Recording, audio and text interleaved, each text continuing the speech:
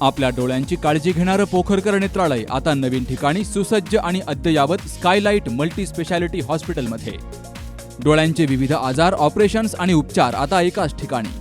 मोतीबिंदू, काचबिंदू आणि medical retina specialist doctor Santosh Kishor Pokharkar करणार आपल्या डोळ्यांच्या सर्व समस्यांचं परिपूर्ण समाधान. ठिकाण स्कायलाइट मल्टी स्पेशालिटी हॉस्पिटल, देवाचा मळा, बालाजी अपार्टमेंट जवळ, संगमनेर. संपर्क 02425 29 91 90 आणि 8108 17 63 65.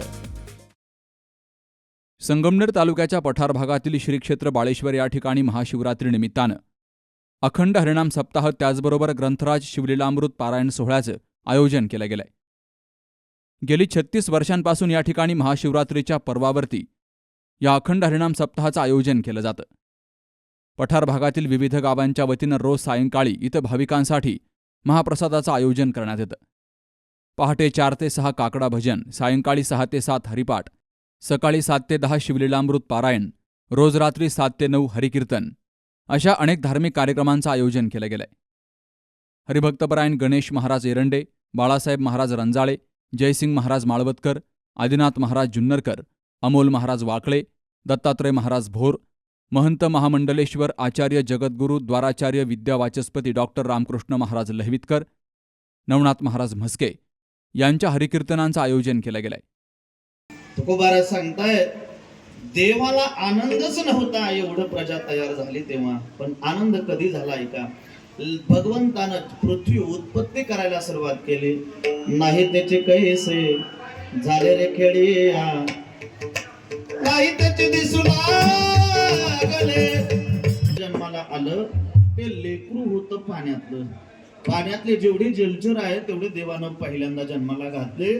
जन्माला घातल्यानंतर देवाला लक्षात आलं पाण्यातल्या सजीवांचा उपयोग होणार नाही, म्हणून तयार केली जमिनीवर चालणारे. मग जमिनीवर चालणारे होते ना, तर ते सगळे आडवे चालणारे होते. कसे होते? आडवे चालणारे होते, 4 पायाचे होते. 4 पासून पुढे तयार केले. पण आताही भगवंताला सुख वाटे ना, म्हणून भगवंतानं 2 पायाचा तयार केला. काय म्हणतात त्याला? तुम्ही नाही का त्यात? बोला ना, कोण? माणूस. पठार भागातील विविध गावं आणि दानशूर व्यक्तींच्या माध्यमातून हा सप्ताह यशस्वी होतोय. बाळेश्वरकडे जाणाऱ्या रस्त्याचं सार्वजनिक बांधकाम विभागाचे मुख्य अभियंता राजेंद्र राहणे यांच्या माध्यमातून काम पूर्ण झालंय. मात्र स्थानिक लोकप्रतिनिधींच्या दुर्लक्षामुळे या ठिकाणी विजेचा मोठा प्रश्न देवस्थानला भेडसावतोय. याकडे स्थानिक लोकप्रतिनिधींनी लक्ष देण्याची गरज असल्याचं देवस्थानचे अध्यक्ष शिवाजीराव फटांगरे यांनी म्हटलंय. तर सर्व भाविकांच्या सहकार्यातून हा सप्ताह यशस्वी होत असल्याची माहिती विश्वस्त संदीप भागवत आणि MM फटांगरे यांनी दिली. जवळे बाळेश्वर हे ठिकाण अहमदनगर जिल्ह्यातील भौगोलिकदृष्ट्या सर्वात उंच असं शिखर आहे. या शिखरावरती हे देवस्थान अतिशय प्राचीन म्हणजे पांडवकालीन आहे असं समजलं जातं. आणि परिसरातील सर्व भाविकांचं हे श्रद्धेचं मोठं स्थान आहे. आणि यामुळं या परिसराचा सर्वांगीण विकास होणं या भाविकांच्या दृष्टीनं आणि या परिसराच्या दृष्टीनं अत्यंत महत्त्वाची बाब आहे.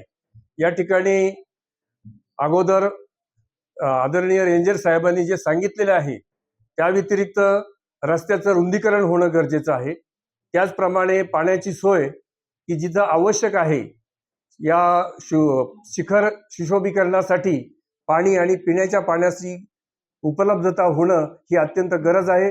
देवस्थान ट्रस्ट कमिटी त्यासाठी प्रयत्नशील आहे. त्याचप्रमाणे या तीर्थक्षेत्राचा वन विभागामार्फत श्री शिवाजीराव फटांगरे साहेब यांच्या सल्ल्याने या ठिकाणी एक विकासाचा आराखडा तयार केलेला आहे. तो लवकरात लवकर मंजूर होईल अशी अपेक्षा आम्ही या ठिकाणी बाळगतो. त्यासाठी निधी उपलब्ध व्हावा ही आमच्या ट्रस्ट कमिटीच्या वतीनं खऱ्या अर्थानं शासनाला विनंती आहे. आणि बऱ्याच काळापासून दुर्लक्षित असलेलं असं हे तीर्थक्षेत्र की जो संगमनेर तालुक्याचा मानबिंदू आहे, नैसर्गिकदृष्ट्या, आध्यात्मिकदृष्ट्या, आणि म्हणून या परिसराचा प्राधान्याने विकास होईल या कामी सरकारच्या सर्व प्रतिनिधींनी यासाठी सहकार्य करावे. श्री क्षेत्र बाळेश्वर देवस्थान जवळे बाळेश्वर हे देवस्थान संगमनेरच नव्हे तर अहिल्यानगर जिल्ह्यातील एक प्रमुख असं देवस्थान आहे. हे देवस्थान अतिशय उंच डोंगरावरती वसलेलं आहे, दुर्गम भागात आहे. आजूबाजूला निसर्ग संपन्न सर्व परिसर आहे. वन्य पशु पक्षी विविध औषधी वनस्पतींनी हा परिसर समृद्ध आहे. परंतु गेल्या अनेक वर्षापासून हा परिसर दुर्लक्षित आहे. वेगवेगळ्या माध्यमातून आम्ही देवस्थान ट्रस्टच्या वतीने ह्या परिसरामध्ये विकास कामे, भाविकांना सुविधा देण्याचे कामांचा आम्ही प्रयत्न करत आहोत. मागच्या 2 वर्षामध्ये आम्ही लोकवर्गणीतून पठार भागातील देणगीदारांच्या सहाय्यातून आम्ही लोकवर्गणीमधून या ठिकाणी मंदिराला दक्षिणमुखी दरवाजा पाडणे, त्याचबरोबर 2 मोठी कळसांचे कामं या ठिकाणी आम्ही पूर्णत्वास नेलेली आहेत. अजूनही बरीच कामं आम्हाला या शिखरावर करायची आवश्यकता आहे. भाविकांसाठी सुविधा देण्याची आवश्यकता आहे. आम्हाला सगळ्यात इथं भेटणारा अडचण आहे, एक इथं लाईट नाही, अपुरी लाईट पडते. त्याचबरोबर या ठिकाणी पाण्याचं दुर्भिक्ष असतं. लाईटसाठी आम्ही वेळोवेळी स्थानिक लोकप्रतिनिधीशी संपर्क केला. त्यांनी आम्हाला आत्तापर्यंत आश्वासित केलं की आपल्याला पूर्ण दाबाने या ठिकाणी लाईट डीपी देण्याचं आश्वासित करूनही अद्याप आम्हाला या ठिकाणी डीपीचं पूर्ण विद्युत पुरवठा झालेला नसल्यामुळे या ठिकाणी जी फॅब्रिकेशनची कामं आहेत, ती कामं करण्यासाठी आम्हाला अडचण तयार होत आहे. मी तमाम या पठार भागातील सर्व ग्रामस्थ आणि सर्व भाविकांच्या वतीने या ठिकाणी आवाहन करतो की आम्हाला लोकप्रतिनिधीमार्फत किंवा शासनामार्फत या ठिकाणी पिण्याच्या पाण्याची सोय व्हावी. त्याचबरोबर पूर्ण दाबाने या ठिकाणी लाईटची सुविधा आम्हाला मिळाली तर आम्ही अजून या ठिकाणी देवस्थान श्री क्षेत्र बाळेश्वर देवस्थान ट्रस्ट जवळे बाळेश्वरच्या वतीने भाविकांसाठी चांगल्या पद्धतीच्या सुविधा या ठिकाणी आम्ही देण्याचा प्रयत्न करत आहोत.